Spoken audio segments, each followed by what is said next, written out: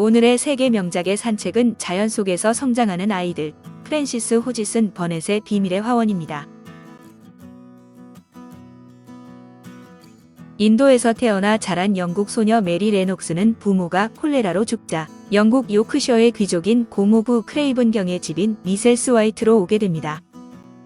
메리는 어려서부터 자주 병을 앓아 몸집이 작은데다 바싹 마르고 얼굴 생김새도 심술궂어 보여 사람들이 싫어하는 외톨이였습니다.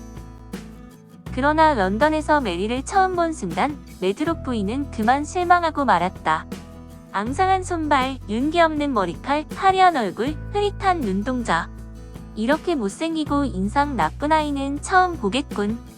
레드록 부인은 저도 모르게 마음속에 있던 말이 새어나오고 말았다. 메리는 부모의 무관심 속에서 하인들에게 둘러싸여 오냐오냐 떠받들리기만 하며 자란 탓에 병약하고 제멋대로였습니다. 아니, 아가씨는 옷도 입을 줄 모른단 말이에요? 입을 줄 몰라. 여태껏 내 손으로 옷을 입어본 적이 한 번도 없단 말이야. 인도에서는 유모간의 시중을 모두 들어주게 돼 있어. 메리는 당연한 일이라는 듯이 화를 내며 말했다. 그러나 마사는 조금도 기가 꺾이지 않았다. 그렇다면 이제부터라도 익혀두는 게 좋을거려. 혼자서 해내야 할 만한 나이가 됐으니까요. 그러나 하녀인 마사 소업이 정원사인 된 웨더스타프 그리고 정원의 붉은 가스물새 등을 만나며 요크셔 지방 사람들 특유의 괴팍하지만 정이 넘치는 선의와 솔직함에 영향을 받게 됩니다. 메리는 그들과 어울리며 서서히 몸과 마음의 건강이 회복되어 가지만 밤에 들리는 울음소리를 아무도 알려주지 않는 것을 눈치채고 왜 그런지 의문을 느끼게 됩니다. 레드록 부인은 방을 나가면서 쾅 하고 문을 사납게 닫았다. 메리는 난로 앞에 가서 앉았으나 약이 올라 얼굴이 새파랗게 질려 있었다. 울지는 않았지만 이를 악물었다. 그리고 몇 번이나 혼잣말을 되풀이했다. 틀림없이 누군가 울고 있었어. 틀림없이 울음소리를 들은 것은 두 번째였다. 누가 운 건지 꼭 알아내고야 말겠다고 메리는 마음속으로 굳게 다짐했다. 그러던 어느 날 메리는 방치된 화원과 열쇠 그리고 담쟁이 덩굴에 감추어져 있던 문을 붉은 가스물새의 도움으로 발견합니다. 그곳은 원래 크레이븐 백작의 아내인 릴리어스 크레이븐이 남편과 함께 가꾸어 나가던 화원이었지만 부인이 나무에서 떨어져 사망하자 낙심한 백작이 폐쇄해버린 곳이었습니다. 그곳에서 화원의 식물들이 죽지 않았음을 알게 된 메리는 정원 일을 해보고 싶어 하는데 마사는 동생 디콘을 통해 씨앗 등을 마련해 메리에게 갖다 달라는 편지를 보냅니다. 그 후 메리를 찾아온 디콘의 생명력에 매료된 메리는 그와 어울리며 어린이다운 모습을 찾아가며 디콘과 함께 꽃을 심고 덩굴과 잡초를 제거하는 등 정원을 다시 가꾸기 시작합니다. 덕분에 돌봐주는 사람이 없어 방치된 화원은 예전의 아름다움을 되찾기 시작하고 생기와 아름다움이 돌아올수록 메리도 밝고 아이다워집니다. 그러던 어느 날 메리에 대한 이야기를 접한 고모부 크레이븐 백작의 호출을 받아 처음으로 그와 대면을 하게 됩니다.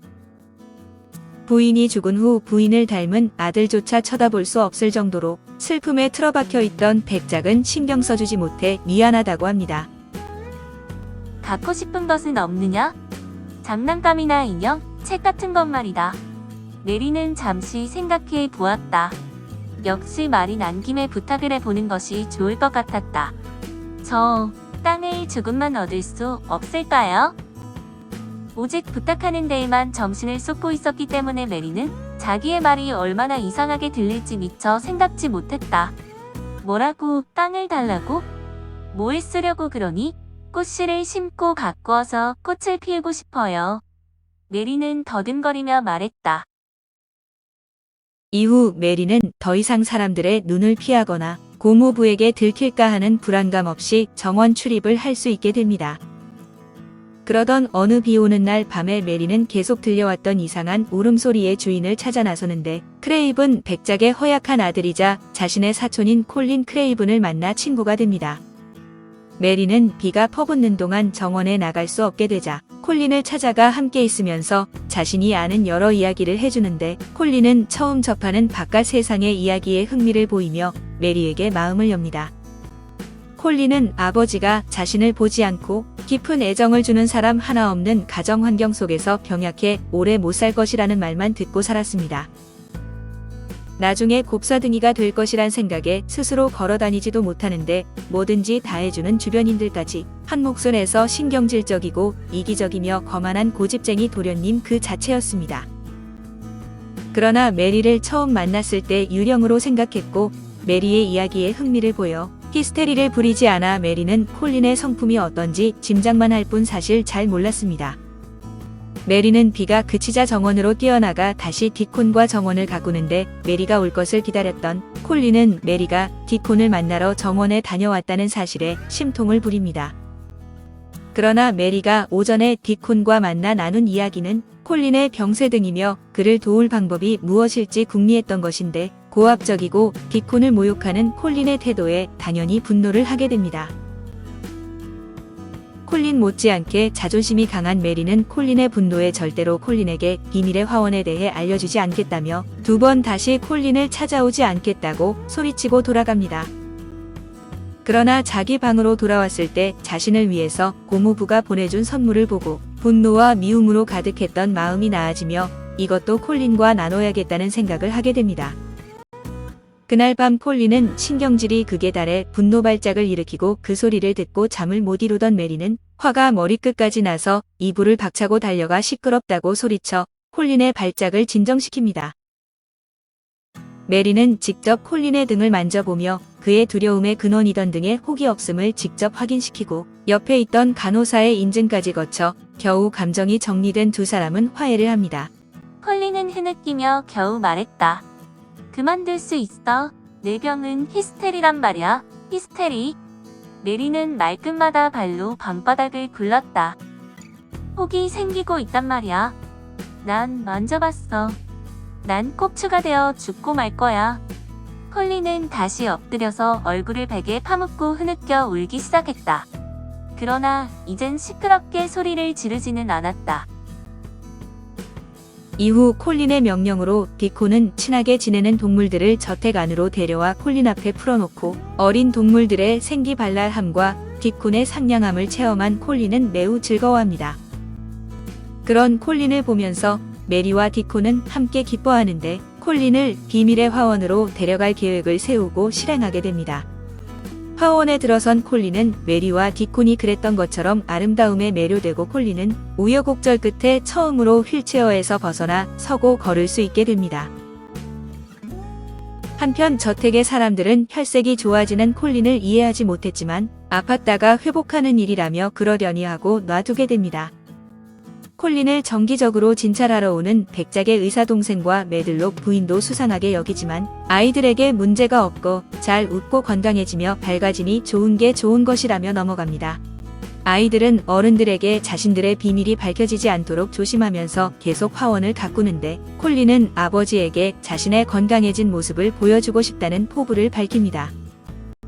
디콘의 어머니 소어비 부인은 화원으로 찾아와 직접 자기 눈으로 건강해진 콜린을 보고 기뻐하고 오랫동안 여행을 떠났던 크레이븐 백작에게 집으로 돌아오라는 편지를 띄웁니다. 집을 떠나 유럽의 아름다운 자연을 찾아 여행하던 백작은 최근 내면이 맑아지는 느낌을 받아 이상하게 여기던 중 꿈에 나타난 아내 릴리어스가 저는 정원에 있어요. 라고 말하는 걸 듣게 됩니다. 꿈에서 깨어난 그는 기억 속에 묻어뒀던 아내의 정원을 떠올리던 중에 소어비 부인의 편지를 받고는 서둘러 돌아오게 됩니다. 그래서 그 애는 지금 어디 있지? 화원에 가 계십니다. 도련님은 항상 화원에 계시지요. 사람들 눈에 띄는 것이 싫다며 아무도 가까이 가지 못하게 합니다만 크레이븐 씨는 메드록 부인의 말을 끝까지 듣고 있지 않았다. 화원에 있다. 메드록 부인을 돌려보낸 다음 크레이븐 씨는 방 안을 서성거리며 몇 번이나 혼잣말로 중얼거렸다. 화원에 있다. 그는 거의 10년 만에 자신이 봉인했던 그 장소로 향하는데 정원 안에서 들려오는 아이들의 웃음소리를 듣게 됩니다. 갑자기 문이 열려 자기 앞으로 뛰쳐나온 아이를 얼떨결에 넘어지지 않게 받아주는데 키가 매우 크고 건강하고 잘생긴 그 아이는 그의 아들 콜린이었습니다. 이후 아이들이 이끄는 대로 정원에 들어온 그는 지금까지의 일들이 어떻게 되었는지를 자세하게 들으며 눈물을 계속 흘리고 웃고 또 웃습니다. 그리고 저택의 고용인들은 함께 손을 잡고 멀쩡히 저택을 향해 걸어오는 크레이븐 백작과 콜린을 보고 크게 놀라는 것으로 이야기는 끝이 납니다. 루시안입니다. 그럼 제가 작가와 소설의 뒷이야기를 들려드리도록 하겠습니다. 비밀의 화원. 비밀의 화원은 소공자와 소공녀를 이미 명작의 반열에 올려놓은 미국의 여류 소설가 프랜시스 호지슨 버넷이 1909년에 발표한 작품입니다. 수많은 작품 중에 대표작으로 손꼽히는 비밀의 화원에는 무엇보다 영국의 시골 풍경과 함께 시골을 배경으로 활약하는 소년 소녀의 발랄한 모습이 잘 그려져 있습니다. 정신적, 육체적으로 여리기만 한 아이들이 비밀의 화원이란 신비한 장소에서 내면에 있던 고운 심성과 강인한 생명력을 깨닫고 성장해 가는 이야기로 세상살이에 지친 독자들의 가슴에 큰 감동을 줍니다. 프랜시스 버넷의 3대 작품이라고 알려진 소공자, 소공녀, 비밀의 화원 중에 마지막에 해당하는 작품인데, 소공자와 소공녀가 일종의 상업소설이지만 이 소설을 어린이들 대상 동화입니다. 동화이지만 짜임새 있는 줄거리와 지친 마음이 치유되는 자연과 순박함에 대한 묘사 등으로 어른들에게도 인기가 많은 소설입니다. 세계 각국에서 수없이 리메이크되거나 음악, 영화, 드라마 등의 영향을 끼친 작품으로 영국, 일본, 미국 등지에서 여러 번 영화화됐고 애니메이션화, 드라마화된 것도 많습니다. 첫 번째로 영화가 된 것은 1919년 파라몬트에서 제작한 무성 흑백 영화이지만 필름을 잃어버려 지금은 몇몇 사진만 남아있는 환상의 영화가 되어버렸습니다. 1949년에 MGM이 132만 달러를 들여 흑백 영화로 만들었지만 100만 달러 남짓에 그치는 흥행 실패를 거뒀고 1987년에 CBS에서 TV 영화로 만든 바 있습니다. 1993년에 만들어진 영화는 원작에 더 충실하게 만들어졌는데 케이트 메이벌리, 헤이든 프라우즈, 존 린치, 매기 스미스, 앤드류 노트 등이 열연을 했습니다. 2020년에 개봉된 영국과 프랑스 합작 영화도 있는데 긱시 에거릭스가 메리 역을 맡았으며 킹스맨 등으로 유명한 콜린 퍼스가 아치벌드 크레이븐 역을, 줄리 올터스가 매들록 부인 역을 맡았습니다. 일본에서 애니메이션으로 제작되어 NHK에서 방영된 바 있는데 오프닝의 일본어가 아니라 더 시크릿 가든이라는 영어로 타이틀이 써 있었습니다. 프랜시스 호지슨 버넷. 프랜시스 호지슨 버넷은 1849년 영국 맨체스터에서 태어났는데 3살 때 아버지를 여의고 형편이 점점 어려워져 생활고에 시달렸습니다. 16살 되던 해에 미국으로 이민을 갔으며 생계를 위해 여러 잡지에 글을 기고하기 시작했는데 로맨스 소설을 시작으로 성인을 위한 소설을 써서 재능을 인정받았습니다. 의사인 스완 버넷과 결혼하여 2 아들을 낳았는데 아들들을 위해 쓴 소공자를 발표해 동화 작가로서 세계적인 명성을 얻게 됩니다. 버넷은 어린 시절 불우했던 경험을 밑거름으로 대표작인 소공녀, 비밀의 화원을 비롯한 많은 동화와 소설을 썼으며 이들 중 여러 작품이 연극으로 각색되었습니다. 당신이 원하신다면 당신에게 드리리다. 아침을, 나의 활기찬 아침을. 그리고 당신이 좋아하는 빛나는 나의 머리카락과 금빛 도는 나의 푸른 눈을. 아폴리네르. 당신이 원하신다면